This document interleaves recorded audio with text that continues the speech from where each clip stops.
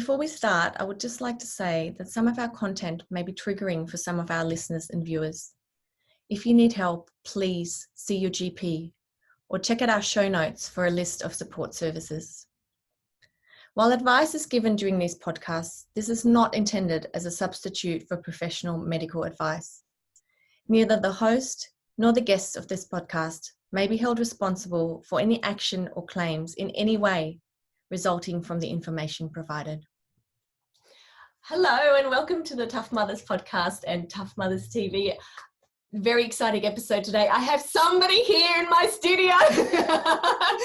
It's like the first time ever I've got a guest in my room. Yeah, touching, exactly. So it's super exciting. And this is Jackie Jo. Jackie's a dear friend of mine. We met and connected through our children's friendship. And Jackie and I have also spoken a lot about our struggle with sleep deprivation and everything that comes with it. So today we're going to speak a little bit more about that. Do you want to just go back a little bit and tell us about your boys and your journey into motherhood? Yeah, so I'm a mother of two, 6.5 now and 4.5. Love them dearly and finally got the boys or children that I wanted. So it was a little bit of a tough journey for me at the get-go. Took a little while for us to get pregnant. That was about a 4-year journey and a fair few rounds of IVF, which has its own challenges with that. Just that mental stress.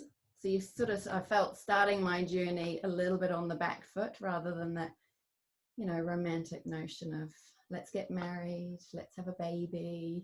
And it becomes a little bit more clinical. Yeah, and it just does take that sort of, all the lovely butterflies and all the dreams out of it a lot. But thankfully, Shannon and I are quite practical people, so we sort of step by step and kept going, and as everybody told us to, keep going, it will happen, and it did, so that was stressful. But it's almost sort of so much more rewarding becoming pregnant when you've fought so hard for it. And that stress and the tiredness of even that process does just disappear. So I felt, having that newborn and that very tired, natural tired phase right at the get-go. More, I think, possibly, nothing to compare it with for anyone else, but a little bit easier because it's sort of that extra wanted bundle of joy, that the tiredness sort of disappeared a little bit, and more coping, being able to cope with it a lot more because don't moan about it, you've got this amazing little baby. And he was a bit challenging, again, not knowing anything to compare him to because everyone has, a tricky baby. It's tough starting off and not knowing really what to do. And I think the one thing, like you've asked me a couple of times, so what would you and could you have done a little bit differently in hindsight and things like that? And I think for me, probably listening to my inner self a little bit more and doing things more my way rather than, you'll be a great mum, Jack, because you're practical, you're sensible, you've got common sense. And I believed everyone else, and I am that, but I wish that I'd read so much more about being a mum rather than taking the sort of, holistical approach and sort of that Mother Earthy approach. And I can do this. I was born to be a mum. I wanted it so much. And I knew nothing, absolutely nothing.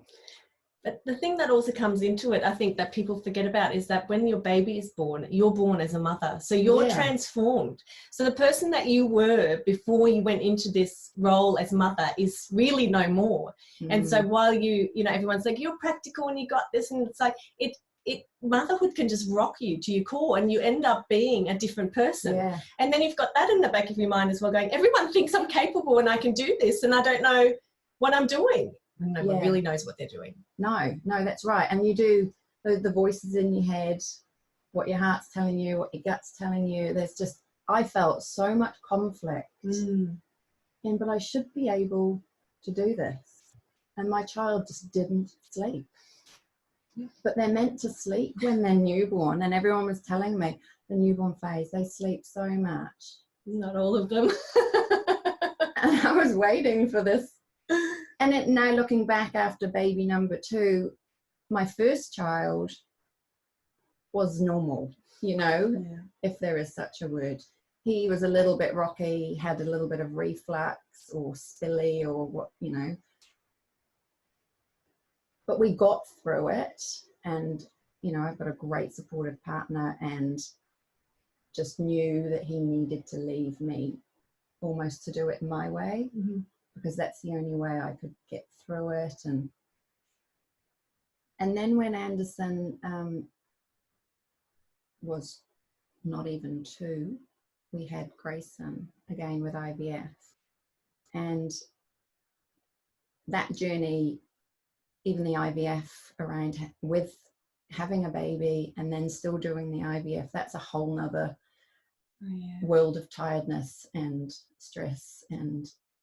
But it's just, you get back on the treadmill and you just keep going and you're still tired. But I think not realizing that I was sort of treadmilling myself down and down and down, just moving on with tick, next, and we'd love another child, and digging into your reserves of energy. Totally digging in there, but not realizing it at the time. And if only hindsight was first, So we were really lucky and got pregnant with number 2, and but he decided to come a little bit early, so he was a couple of months early. And that's then a whole nother journey of surprises. But I was meant to have the same sort of story with number 1 as I did with number 2 in my head.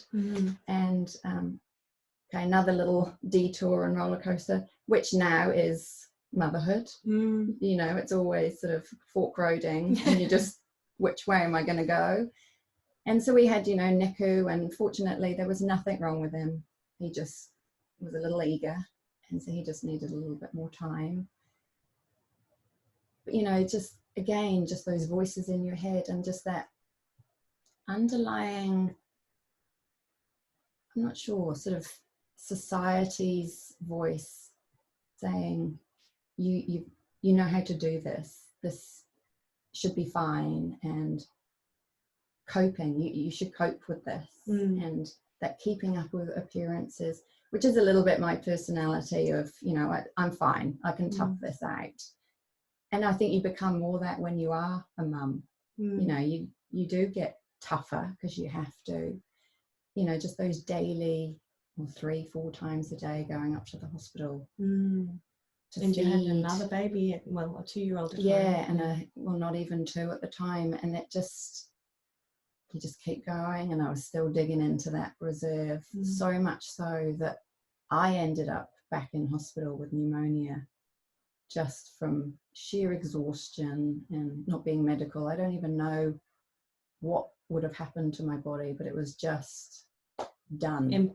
Empty, which I guess is a good thing now, looking back, that I know that if I'm bad and I'm not looking after myself, that's where no one's going to look after those kids. Do you know that happened to me? Yeah. It happened to me after Everly as well. That I was exactly the same as you, but I had my 2 older kids, and I just got to a point, and I think the immune system just goes because you're not looking after yourself. And so usually when you would fend off something like pneumonia, it can get you. Yeah. And for me as well, unfortunately, like you said, hindsight's 2020. I know now that I can get to a point where I can make myself so sick that I end up in hospital, and I know not to go there anymore. And I can feel it a little bit more than I did. Do you feel the same? Like if you can feel recognize the low. Yeah.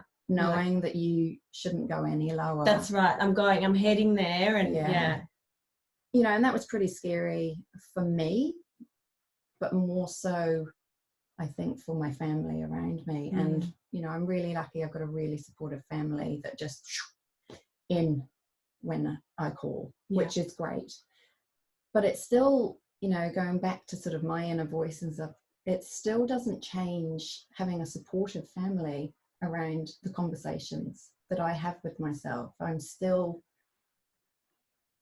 I've got this. I should have this. But I don't. But I don't, because I'm in hospital completely at zero. And there's a little baby that needs me and I can't give it what I should be giving it to just look after, you know, number one. And, you know, even now, the kids, yes, they should come first, but secondary to you. Absolutely. You know, so. And I often mention to my clients this, you know, if you can imagine this champagne glass tower, you know, the little things just stacked on top of each other. We're the top glass. Yeah. You've got to fill that top glass with champagne before it can trickle down into anything else. And as much as people think it's selfish if a mother puts herself first, at the end of the day, if that glass isn't full, no one else is getting any champagne either. That's right. So, you know, it's really, really important. And yes, our kids are the most important thing, but after us. Yeah. You know? Yeah. So, you know, big lesson learned. There are moments where I forget that lesson, but we all do. We always sort of naturally, I think, go and be. And I don't think it's even a conscious thing. No. You know, I think it's just you get into this, like you said, you're just digging into the reserves and digging into the reserves, and you just get to a point where maybe it's a completely unconscious, you know, and you go, oh, I'm giving way too much, or, you know, I'm digging deep into my reserves. Yeah. Yeah, so Grayson did what he needed to do. He ticked all his little boxes, passed his tests, and he came home still before his due date. So he was still mini when he came home. And so that in itself took up so much of my time, because he wasn't technically born, you know, in his little cycle and things. So I was kind of aware that maybe his sleep might be a little bit different because he hasn't actually arrived and woken up as such. But I didn't expect him to never sleep.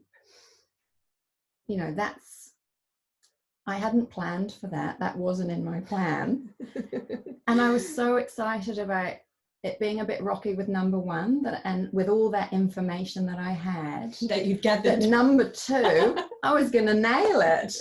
This was going to be a walk in the park, because I could do this, not that. And, you know, I could try those different things. And someone had said, try this will work. Yeah.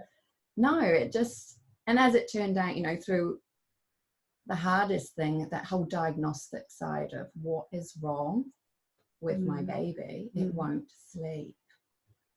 And this would be my biggest tell other mothers, was ask for help rather than try and figure it out and suffer just on your own. You know, I had all my family, but no one,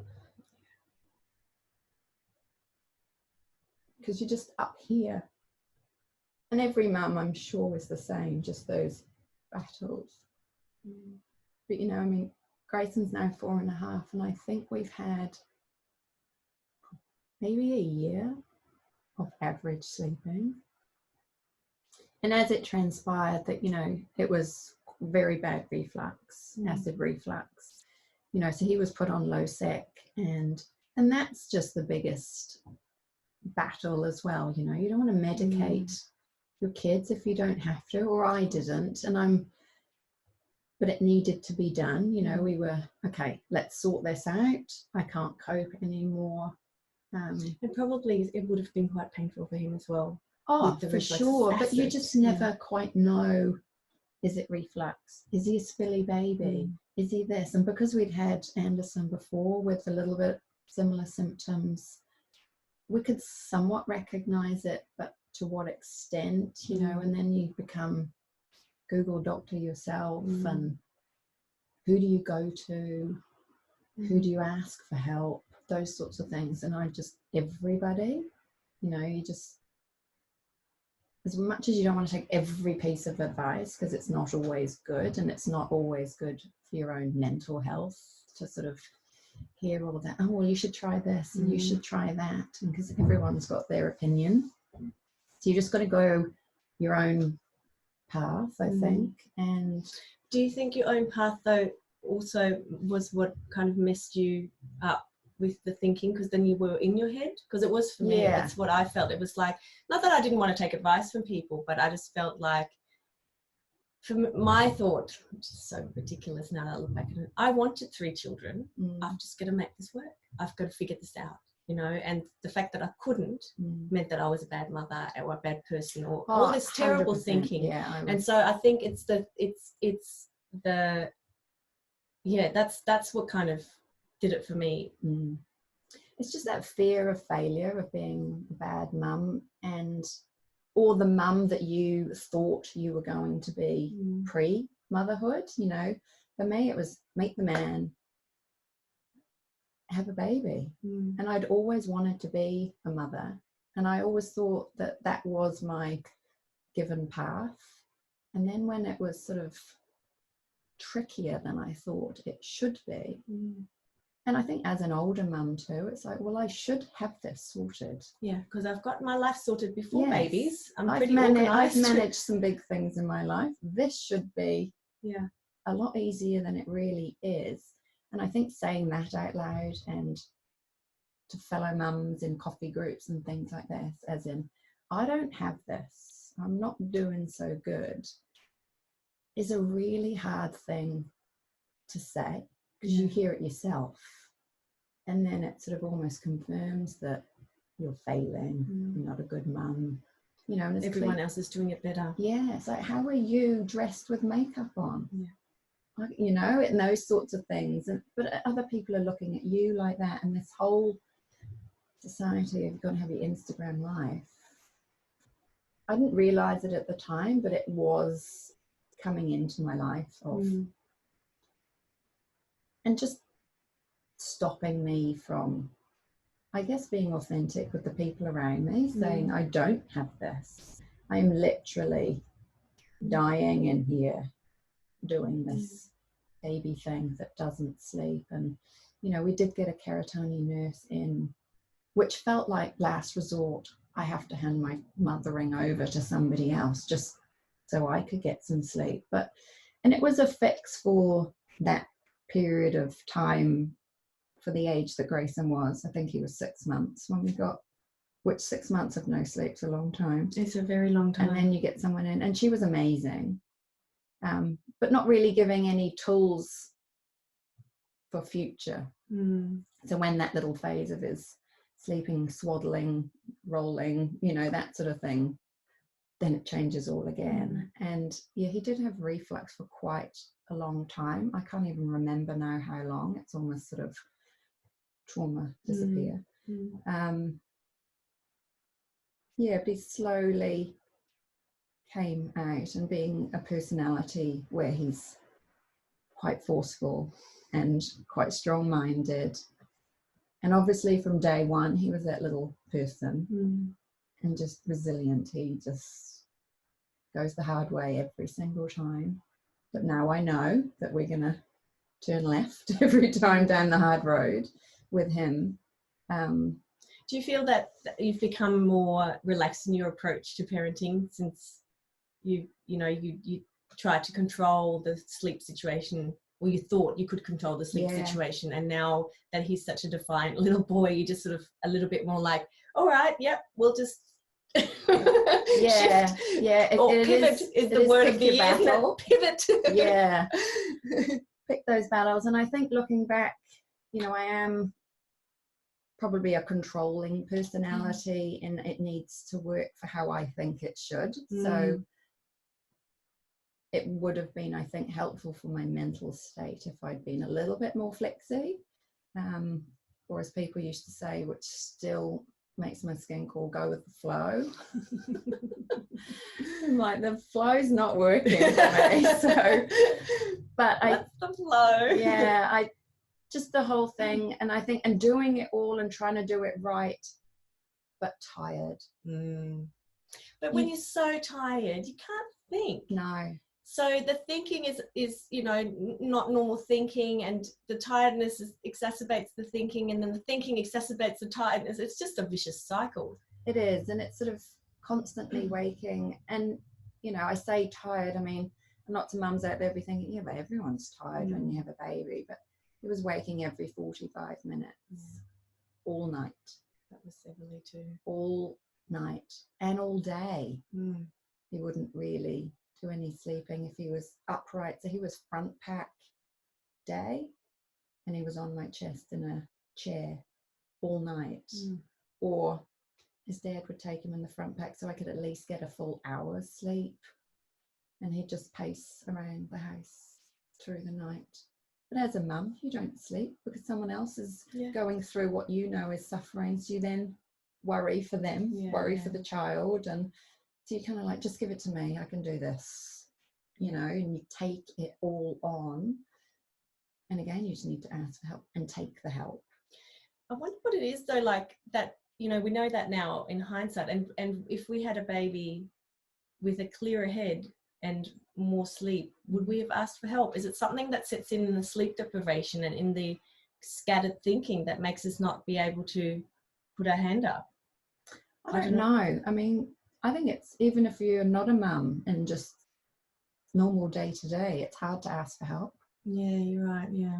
But I think especially when you become a mum, I would have thought it should and could be easier to ask for help, because I know that you've gone through it, that I've gone through it, but there's still this sort of underlying unwritten rule that you just don't, because that person might not want to take your advice. And it's not advice that I even think we all need. It's just that open space for somebody to feel that they, and feel easy enough that they can say, I'm finding this really tough. And that's all you need to be able to say sometimes, for somebody to kind of recognize that, okay, I think she probably needs a couple of meals on the front doorstep. Or I talk to a lot of mothers. I probably talk to thousands of mothers every year, and more often than not, they find it hard.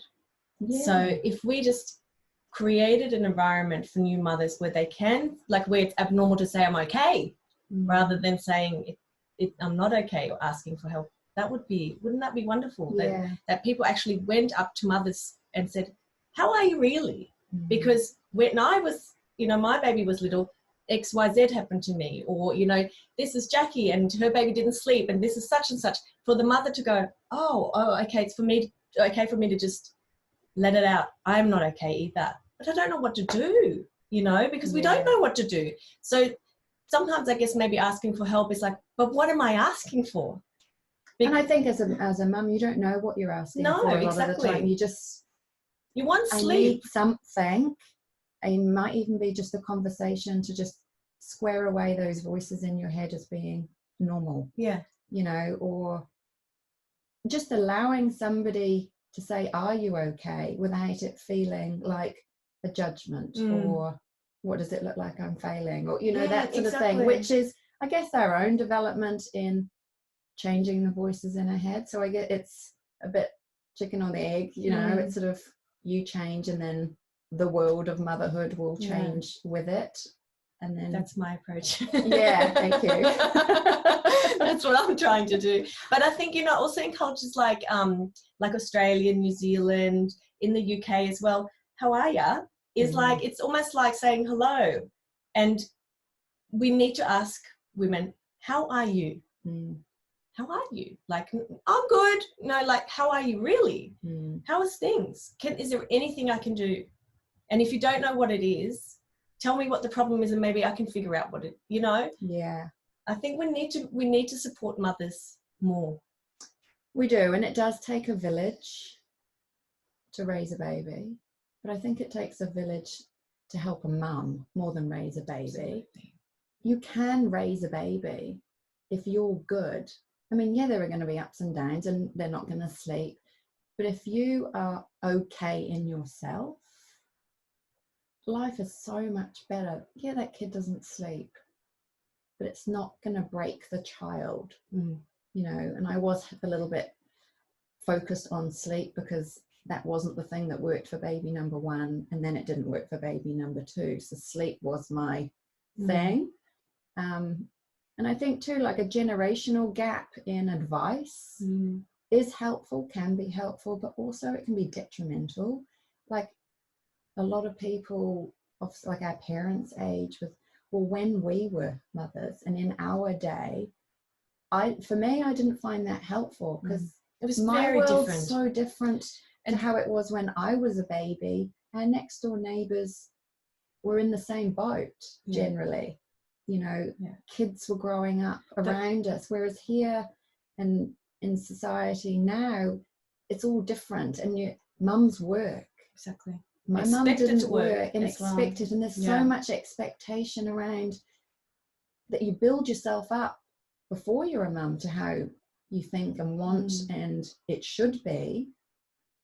Then you do the hard yards of becoming a mum. And even if you have a relatively good baby, it's still super, super tough. But then doing it, I found like on zero reserve and taking all that advice and try this because this worked in my day. It's again, like it just adds, and it just adds to there's like 10 voices in my head saying, I'm not doing this very well. I should be doing it better, but I can't even get an hour's sleep. I can't even spoon to my own mouth, let alone feed the baby when I meant to in the times that it's meant to happen. And then, you know, is he crying because he's tired? Is he crying because he's hungry? I can't even remember the last time I fed him and all those sorts of things. So I think my big, oh God, I wish that I knew that before I was a mum advice, if you like, be ask for help. And those voices in your head aren't always that positive, so you can ignore a lot of them. A lot of the time they lie to you. Yeah, they totally do. I just did a podcast on that, actually, the subconscious negative thoughts and about how they lie to us all the time. They lie to us about generally critical. Yeah, exactly. And there's a reason for that, I guess, is, you know, to keep us alive. But, you know, we've got to learn to be discerning with what we tell ourselves. Yeah. And retrain our brain to make sure that we're telling ourselves good things that are nourishing for us to, you know, give us the energy so that we can parent better. Know that mum that passes you in the street with full makeup and the coffee in the hand doesn't have it all down packed all the time. And everyone just has their own way of coping. You know, one person might have a wonderful afternoon tea prepared for their kids and the other one's got a full face of makeup, and we're all just sort of struggling and trying to, what can I do to make it seem like I've got it together? Because for some reason society expects us to have it together and I don't. And so therefore I feel like a failure. And daily, those moments of failure, I think, are very normal. Yeah, and I think that just continues on. I mean, you know, we have wins and we have failures, and it's just part of motherhood, isn't it? Yeah, and there is light at the end of the tunnel, as I've seen, and I feel like I've gone out the other side, and now it's generally a lot of fun, you know, with those minutes of, what am I doing? Craziness in the middle. Craziness, yeah. So that's my journey. Yeah, thank you so much for sharing that. I just was wondering, you won't know the answer to this, but I would just like to speculate how we can approach new mothers, especially if we don't know them very well, to open up the conversation, to let them know that there is help and there are people there and that it's okay not to be okay. Yeah. What would you, I mean, going back to your time, if someone had, like me, for instance, someone who's more a peer rather than a cousin or an aunt or a mother, and said, would it be that I tell you my story first? Do you think that's what it is? Because that's what I feel. I feel like when a woman starts a conversation, that's opens up the floodgate for other women to speak. Yeah, I think so. I mean, obviously cuddling a stranger is a bit inappropriate. COVID, but probably not so good. You know, even though I think every mum probably just needs a cuddle. You know, you squeeze someone long enough, tears are going to come and it will all flood out. So if we can have that cuddle verbally, then I think a whole load of guilt will probably lift off a lot of people. But I don't know how. Yeah, I think just sincerity of how are you, rather than the Kiwi Aussie g'day. Yeah, exactly. And I love what you said before about, you know, I wish that I could tell other mothers to just, you know that this is how it is, and that the thoughts will come and that they're not real, and, you know, just grab them and just go, what you're thinking is not real. Yeah, and even just not venting, but just letting it out isn't always just a negative whingy, because I know you and I do that, like, oh my God, my morning, or oh this, and you do have that, oh, I'm just moaning about my children, but it's not, it's just, I'm just letting it off to a fellow mum, and I know you don't go, oh, Jack's a bit down or negative this morning, and I don't think oh, Jen's having a moan this morning, because it'll be me tomorrow and you the next day. And I think just being okay with having somebody have a little bit of a moan and letting it off them chest, and not making, obviously, them feel guilty around it. Like, you know, they say in psychotherapy it's about being heard and being held, so that you have the opportunity to speak. And I actually hear you. I'm not just going la la la, you know, and then holding your space so that you can let it out, so that you feel that's contained, you know, that you can just go, this is a safe space for me to moan. It's not moaning, but, you know, about something that another person might find really insignificant, but to me right now is really very important. And I think that is one of the greatest gifts that we can give each other, mother to mother. Yeah, that just we find create your this own space, village.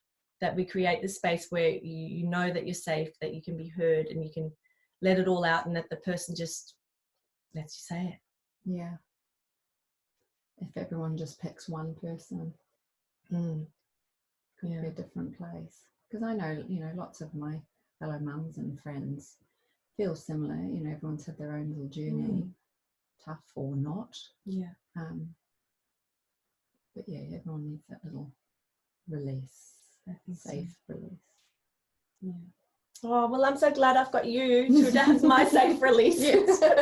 Thank you so much for coming. Pleasure. It's been a really, really great conversation. I think an important topic to discuss and share with other women, because like you said, I think everybody goes through it. It's just in different ways, different stages, different things. But at the end of the day, we need to know that we're okay the way we are. We're doing a great job, and that there is someone there that can hold us if we need to be held. So I'm definitely going to provide that more for mothers. Yeah. You can contact me if you would like to get some personalised service, and you do it for other mothers already anyway, but maybe we can all pledge to do help one more mother out there. That'd be good. Thank you, Jake. Pleasure. And we'll see you next time. Thank you.